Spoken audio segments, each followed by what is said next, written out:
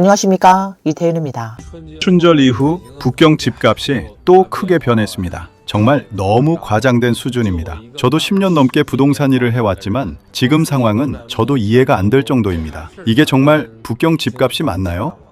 여기 북경을 보세요. 전부 70년 소유권의 엘리베이터 아파트인데 가격이 예전의 10분의 1 수준입니다. 지금 85제곱미터짜리 투룸 아파트가 총가격 30만 위안 정도, 제곱미터당 가격이 3천 위안 수준입니다. 남경 집값은 정말 종말이라는 말이 나올 정도입니다. 제 집도 지금 팔면 겨우 80만 위안 정도일 것 같습니다. 대출까지 계산해보면 약 500만 위안 넘게 손해를 보는 셈입니다. 정말 믿기 어렵습니다.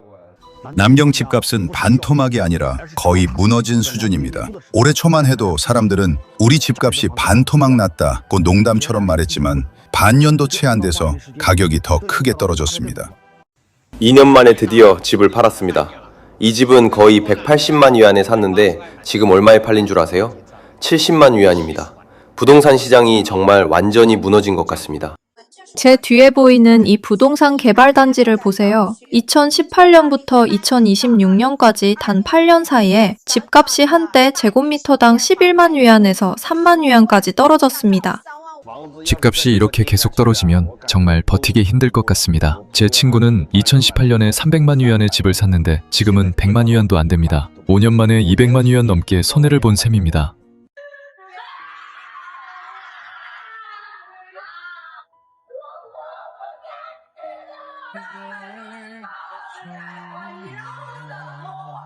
지금 왜 전국적으로 집값이 다 떨어지는 걸까요? 주택담보대출 금리도 내려가고 오피스 건물이든 주택이든 임대료도 계속 하락하고 있습니다.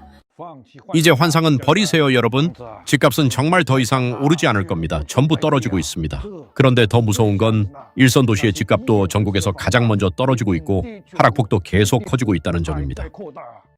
세상에 2026년에 심천 광명에서 처음으로 가격을 크게 내린 아파트 단지가 나왔습니다. 펑황거리 지하철역 근처인데 작년까지만 해도 420만 위안에서 430만 위안에 팔리던 집이 지금은 공사대금 대신 나온 몇 채가 방세개 욕실 2개 기준 총가격 240만 위안입니다. 솔직히 이런 상황은 처음 봅니다. 여러분 아세요? 지난 몇 년 동안 심천 집값이 얼마나 떨어졌는지요. 많은 곳이 60%, 70%씩 하락했습니다. 예전에 전해 지역에서는 700만 위안에서 800만 위안 하던 집이 지금은 300만 위안대이고 예전에 1천만 위안에서 1200만 위안 하던 집도 지금은 400만 위안에서 500만 위안에도 잘 팔리지 않습니다.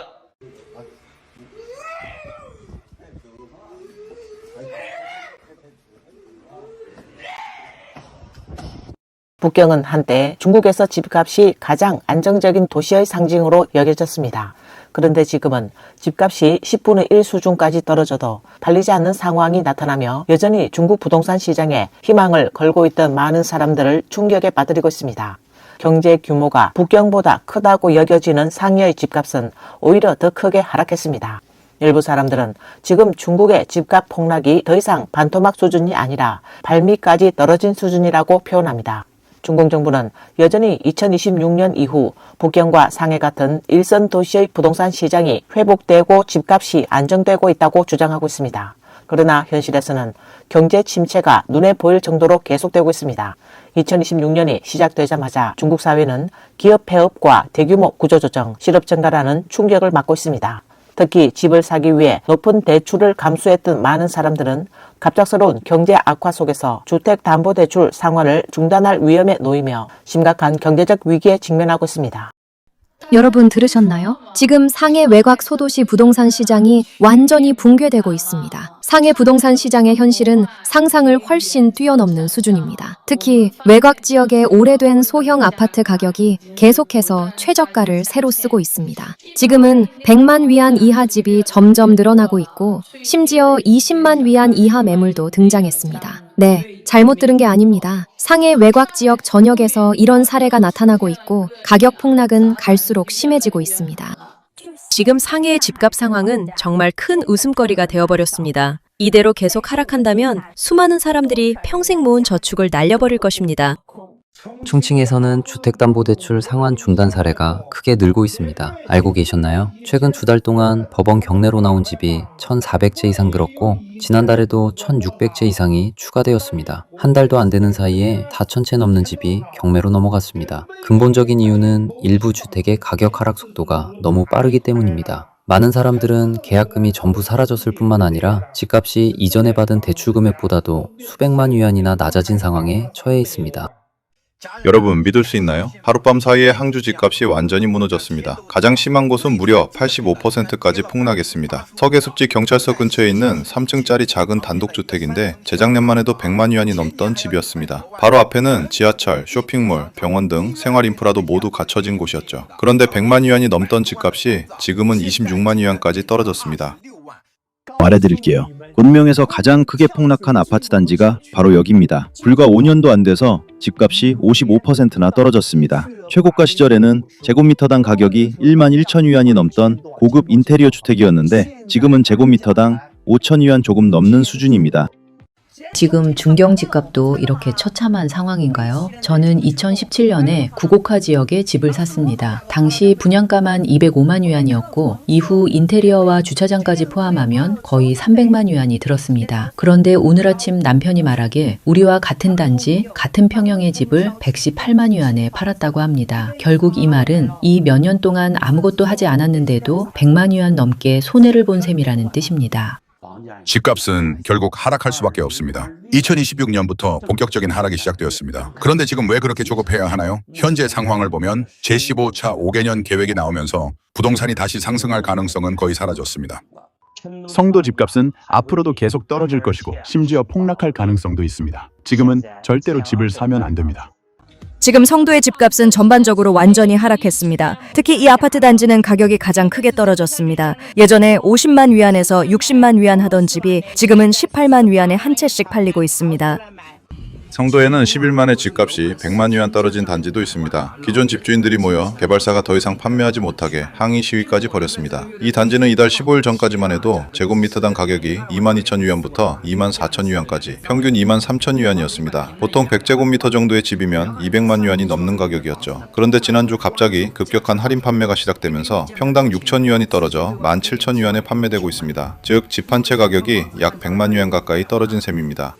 오늘은 가격이 반토막 난 프로젝트를 하나 소개합니다. 예전에는 제곱미터당 4만 위안에서 5만 위안에 팔리던 곳이었는데 지금은 2만 위안이면 살 수 있습니다. 게다가 외진 지역도 아닙니다. 황포 과학성에 위치한 곳입니다.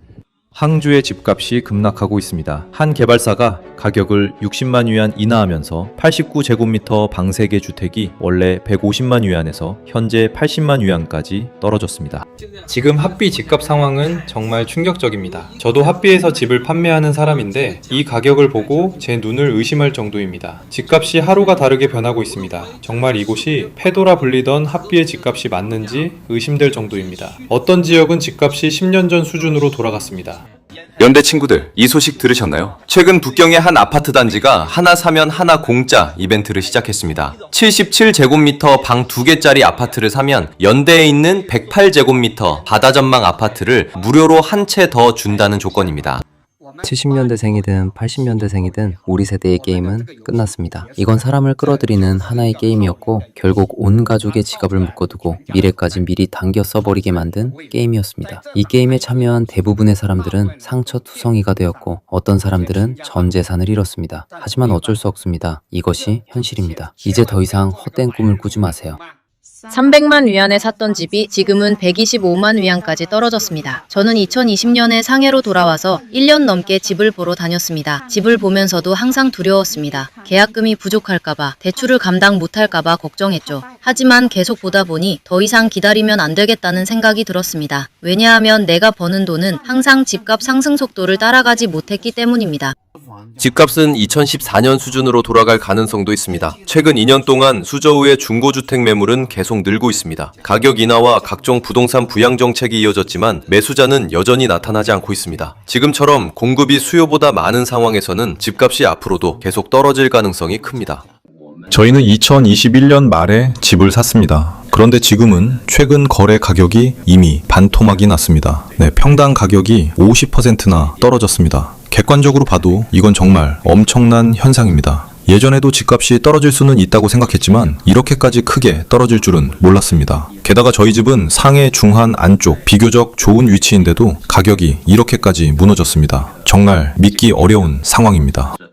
하룻밤 사이에 상해에서 집을 산 사람들의 마음이 완전히 무너졌습니다. 모두가 묻고 있습니다. 집값이 정말 채소값처럼 떨어진 것이냐고요. 지금까지 부동산 시장을 살리기 위한 정책은 거의 다 나왔습니다. 하지만 현재 상해의 80% 주택은 이미 투자 자산으로서의 금융 속성을 잃었고 거래도 거의 이루어지지 않고 있습니다. 상해의 집주인들은 그저 버티고 있을 뿐입니다. 언론이 아무리 집값이 곧 오른다, 바닥을 찍고 반등한다고 떠들어도 믿지 마세요. 저는 상해에서 10년 동안 부동산 일을 해왔습니다. 절대 다시 호구가 되지 마세요.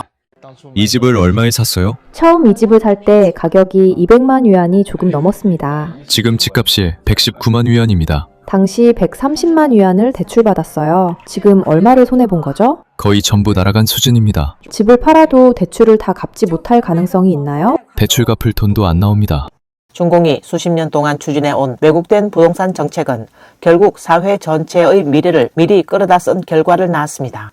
그로 인해 거대한 경제 거품이 형성되었고 대출로 집을 산 수많은 가정들은 막대한 부채를 떠안게 되었습니다.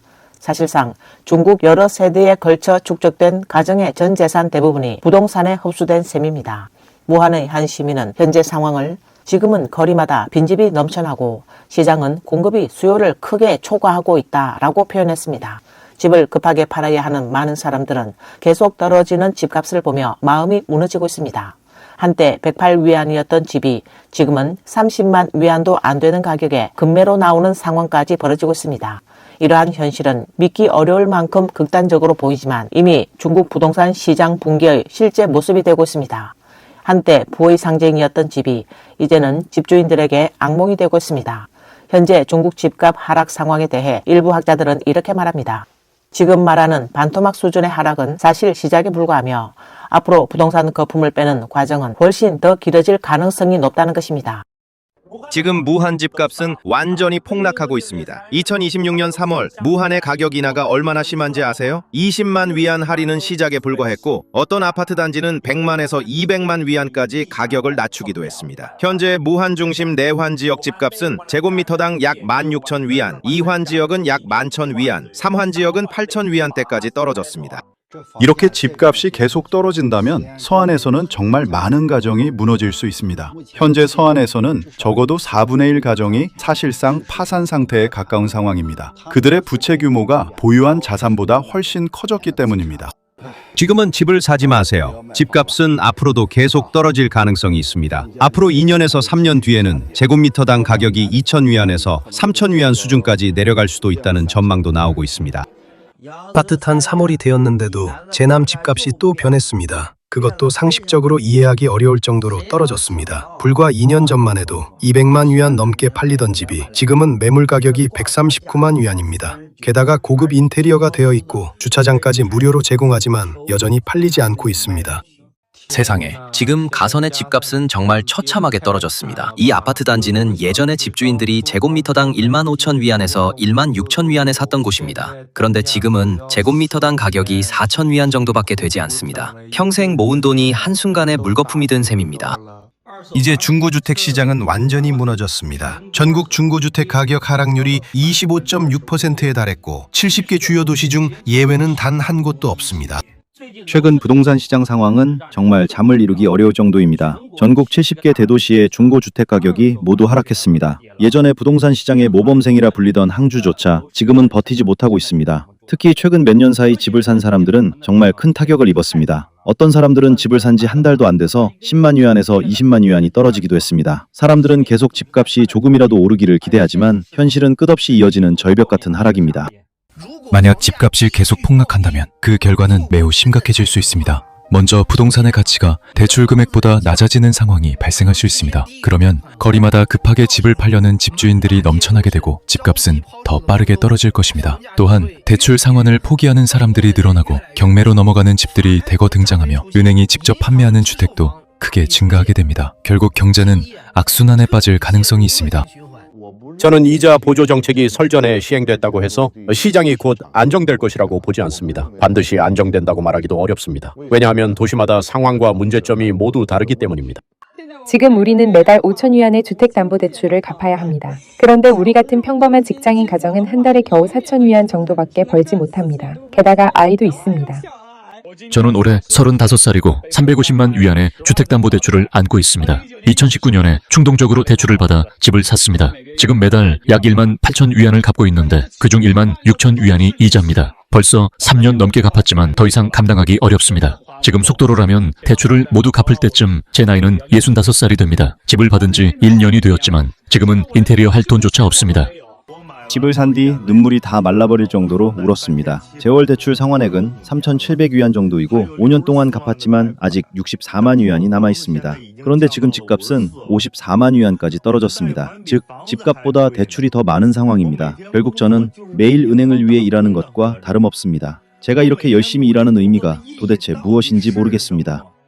대출 상환을 포기했습니다. 10년 동안 열심히 살았지만 오늘 결국 아무것도 남지 않았습니다. 앞으로 2시간 뒤면 이 집도 더 이상 제 것이 아닙니다. 모든 은행 계좌도 동결되었습니다. 이제 비행기나 고속열차도 탈 수 없습니다. 저는 이제 집도 없고 아무것도 남지 않았습니다. 저는 올해 33살입니다. 예전에는 정말 열심히 살던 사람이었는데 지금은 모든 것을 잃었습니다. 부동산 시장이 정점에 있었던 시기 중국 사회 전체 금융 약 42%가 이 단일 산업에 흘러들어갔습니다. 이로 인해 중국 경제는 막대한 금융 리스크가 잠재적으로 쌓이게 되었습니다. 지금 부동산은 중국 경제 전체의 가장 큰 부담이 되고 있습니다. 그 결과 지방정부의 막대한 부채, 수많은 가정의 과도한 대출 부담, 그리고 은행에 쌓여가는 대규모 부실 채권이라는 문제가 동시에 나타나고 있습니다. 부동산 시장 붕괴가 만들어낸 이른바 도미노 효과는 이미 관련 산업 전반으로 확산되고 있으며 그 과정에서 여러 비극적인 사건들도 이어지고 있습니다. 실제로 2025년 한 해 동안 중국에서는 부동산과 밀접하게 연결된 기업가들이 잇따라 극단적인 선택을 하는 사건이 발생했습니다. 분석에 따르면 이들의 기업은 대부분 엘리베이터 제조업체, 지방투자개발회사, 인테리어 기업, 가구 기업 등 부동산 산업과 직접적으로 연결된 분야였습니다. 또한 전문가들은 앞으로 조명, 가전제품, 유리, 목재 등 부동산 산업과 밀접하게 연관된 업종들도 막대한 부채와 자산가치 하락, 지급 불능 위기에 직면할 가능성이 높다고 전망하고 있습니다. 이 모든 상황은 중국 부동산 시장의 구조적 위기가 아직 끝나지 않았으며 앞으로 경제 전반과 사회 생활에 미칠 충격이 이제 막 시작되었다는 것을 보여주고 있습니다. 오늘 뉴스는 여기까지입니다. 시청해주셔서 감사합니다.